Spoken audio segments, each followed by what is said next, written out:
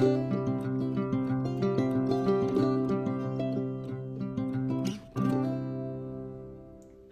welcome to my sewing room and welcome to Friday Sews. My name is Christine and this is my channel, Christine Sews a Lot.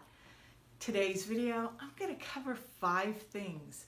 I'm going to go over what I've been watching and what has been inspiring me, what I'm working on now, a challenge that I'm participating in, my plans for October, and an update on my A0 pattern organization project.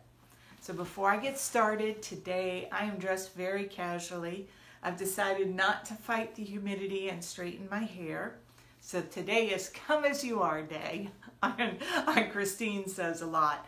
I am wearing my Yanta overalls that I made for Memorial Day party, just with a ready-to-wear t-shirt. So let's get into the voyeurism. What have I been watching that has inspired me? So I've been recently introduced to a new YouTuber, and already I'm going to say, you're welcome. I have been watching Adam Sews. He sews so beautifully. You're going to want to check him out. I've already subscribed to his channel and I'm following him on Instagram. What I love about his channel is it's nice to see some men's patterns sewn up. Now, I do like to mostly sew for myself and get my inspiration for sewing for me, but I am surrounded by men and I like to sew for my husband, occasionally for my boys, and very often for my grandsons. So it's nice to see that in his channel.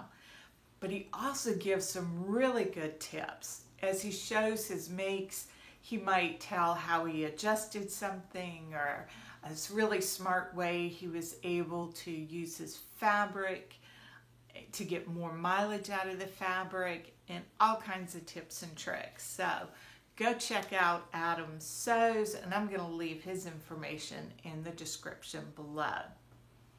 Now, someone you're probably already following, Crumpets Tea and Sewing, has just released a video of her 10 favorite dresses for 2021. I love her channel. She sews, again, just beautiful work. And she gives us a sneak peek at her Maya Sotis dress, and it is gorgeous. It is so beautiful. The fabric choice.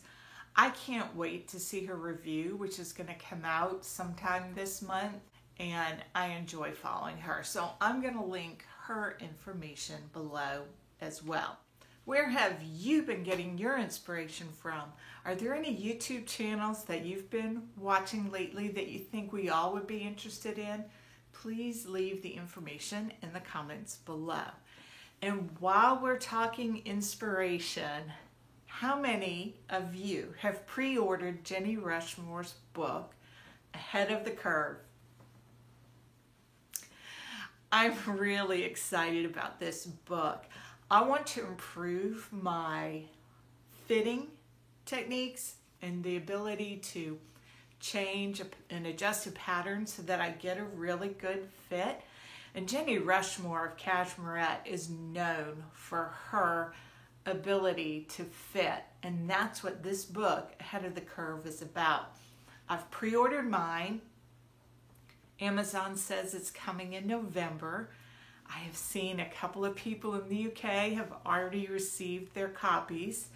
Maybe they were advanced copies, but if you have received it, or if you've ordered it or are thinking about ordering it, let me know in the comments below.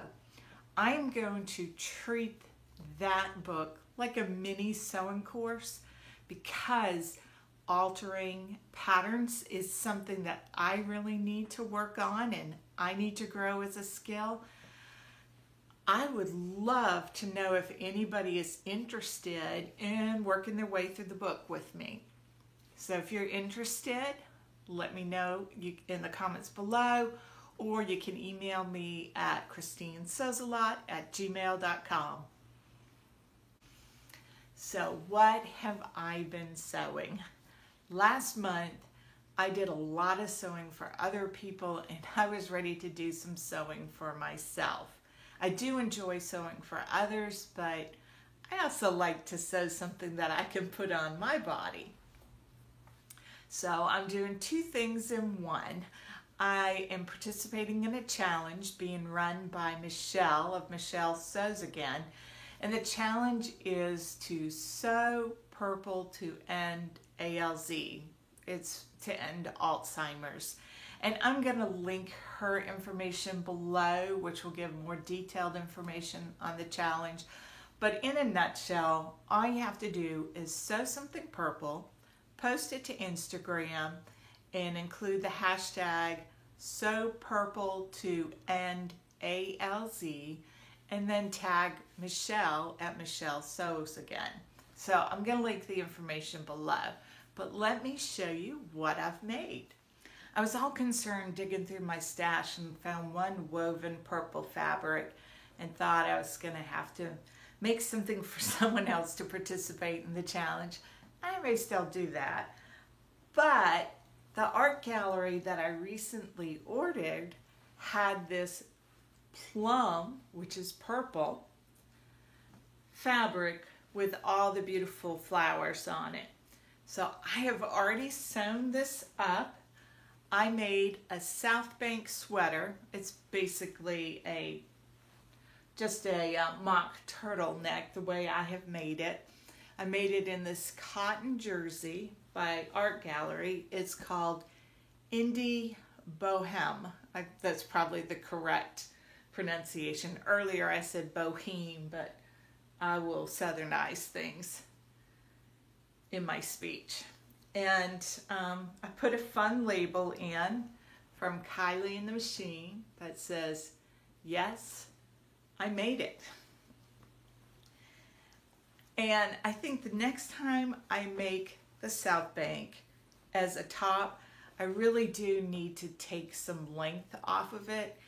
It's a little bit long, and I remember how much I enjoyed it as I sewed it up the last time because it was slouchy. But I'm thinking that I've got a little too much ease, and it's so long, as I did put the hemband on it, that I might end up unpicking the hemband and raising it up, or just cutting it off and hemming, or might leave it as it is. I'll see, because if I'm tucking it inside a pinafore, then that might be too lumpy and bulky on the inside. So that is my first entry for hashtag sew purple to end ALZ. My next make is for my grandson.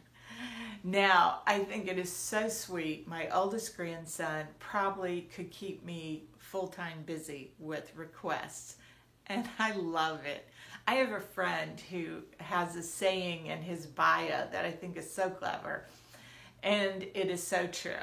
He said his hobbies are saying no to his kids and yes to his wife and grandchildren. So I got a little bit of that going on.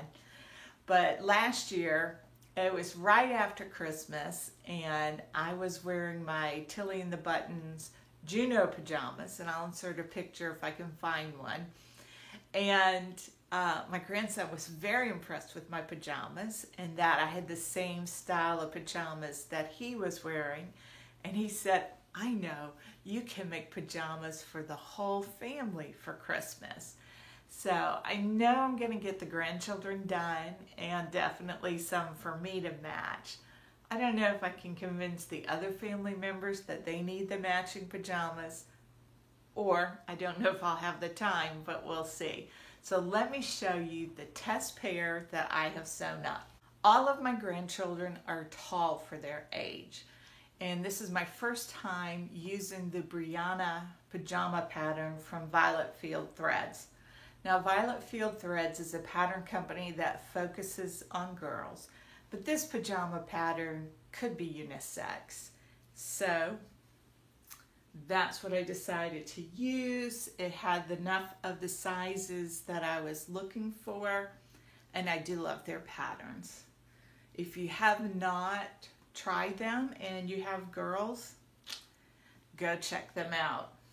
So I have sewn his pajamas in this koi print. It's this delicious double brush poly. Really nice fabric. I think I bought this from Hearts Fabric, and I will link it below if I can find it, but it is a very nice quality. So there's the top, and this is grandmother love, I did change my serger thread over to the rainbow thread, since at 5 he loves rainbows, which I think all kids that age and some of us adults love rainbows. And I added a tag. This is from Little Rosy Cheeks. It says, "I am smart, I am kind, I am brave, I am me." And it has rainbows on it. I put it on the front because I thought, one, he would get to see it more and enjoy it with it being on the bottom hem. But also, with it being a larger label, I was afraid it might scratch his little neck when he sleeps. So I've made this in a size 8. He is going to be 6 soon, but as I said, he's very tall and thin for his age. And here are the bottoms. They have cuffs at the bottoms and the sleeves. And I just haven't closed the back yet. I'm going to try them on him first to test the fit. So if I need to bring in the elastic, I can do that and get a good fit for him. And we'll see how they fit to see if I need to trim the legs or lengthen the top or shorten something. See what kind of adjustments I need to make before I do the Christmas ones.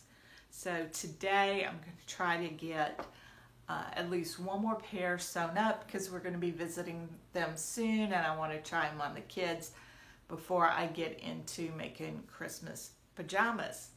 So this and the South Bank top are the only things I've made so far in October. Now on to my plans. Other than making pajamas, I am so excited about what may be my next make. I have cut out the pattern. I've not cut out the fabric yet, but I've cut out the pattern for the Davenport dress by the Friday Pattern Company. There are no words to describe how much I want this dress. It is so beautiful, and it makes my heart sing. So I'm really excited to sew that up. I am going to do a practice version first.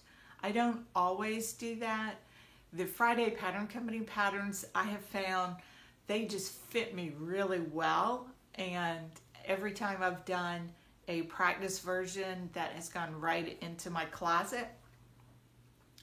But the Davenport dress takes a lot of fabric.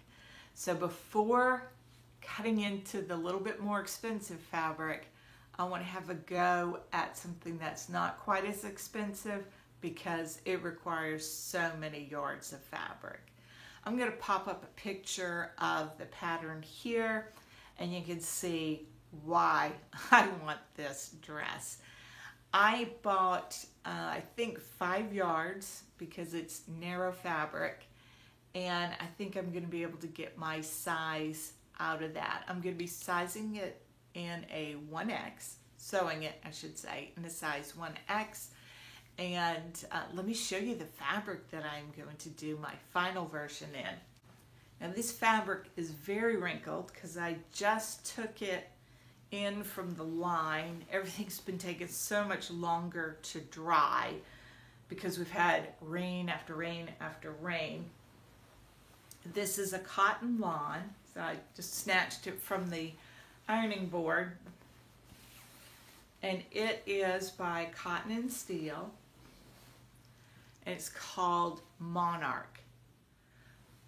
I find the print on this fabric so beautiful and somewhat sophisticated.